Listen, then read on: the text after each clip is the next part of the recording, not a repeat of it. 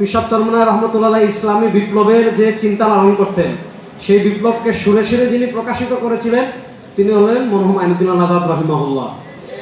আইনুদ্দিন আজাদ কলরব প্রতিষ্ঠা করেছিলেন সুস্থ সংস্কৃতি প্রতিষ্ঠার জন্য। এজন্য আমরা চাই কলরব সুস্থ সংস্কৃতি চর্চা করবে। আমরা বর্তমানে অনেক এমন কাজ দেখি যে সুস্থ সংস্কৃতির নামে শরিয়া বিবর্জিত বাজনা এগুলো আমাদের দেশে সংস্কৃতির নামে আছে না।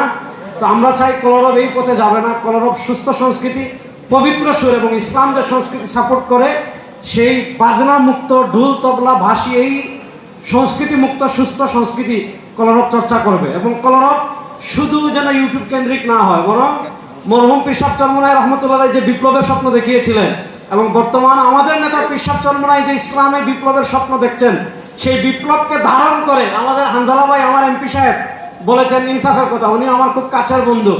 আমি সবসময় একটা কথা বলি যে আমরা পশ্চিমাদের ভাষায় কথা বলি না, আমরা ইনসাফ তো চাই, আমরা সেই ইনসাফ চাই যে ইনসাফ শরীয়তে আছে।